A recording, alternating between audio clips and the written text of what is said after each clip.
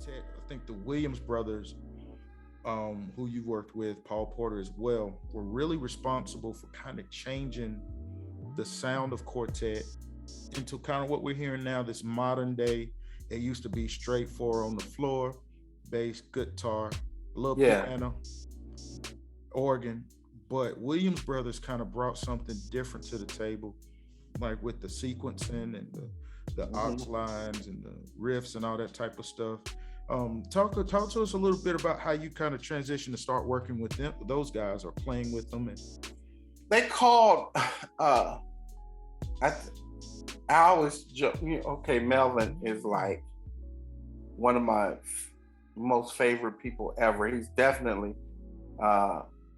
one of my favorite guitarists. He's definitely my dear friend and my big brother. He's my big brother, and I was all about Melvin long before he even knew that I existed. I didn't like much quartet, but I did like that. I liked how they started approaching things. And they called one week and they said, we got a record down here that we're getting ready to do some production stuff, and we need and he laughed. I ain't even gonna say the other two names. He said, we called this one and that one, they can't make it. So, but we heard that you guys were good. And he's talking about me and Kern. So we agreed to go to Jackson, and the record that we did that week was Flowing by Tutu and the Truthettes. They had a record called Flowing. It's like, and that was some of Doug and Mel Williams' first forays moving into production. Also, they had started doing the Blackberry stuff. I was right there at the beginning of that, and I did that record, and it went well. And they called back. Kern left and went with Earl Klugh. He started touring with Earl Klugh. They called me back and they said, "Man, we want you to come back. We got this guy, Joel Smith's coming out of." I said, "The Hawkins Joel Smith." So it's me, Joel Smith. Their drummer was a guy named Ferris Evans. We called him Junebug. Ferris Evans Jr. He was amazing.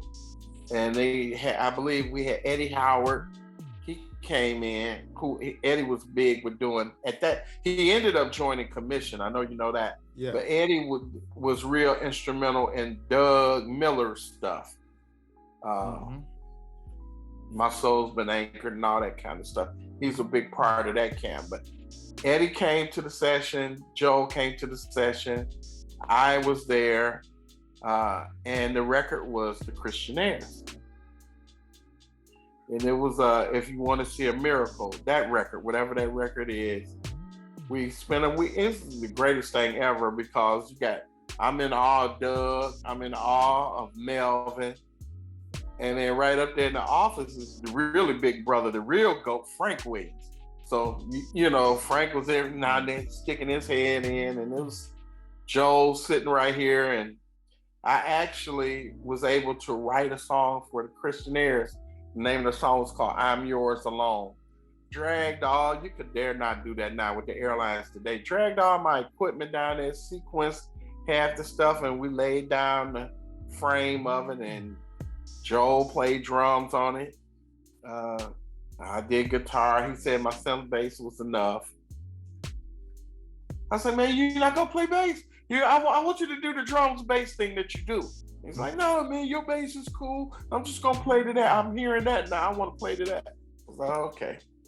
But that's how that started. And from that was that record, and then the next Christianaires record, and then Melvin did a solo record, Never Seen Your Face.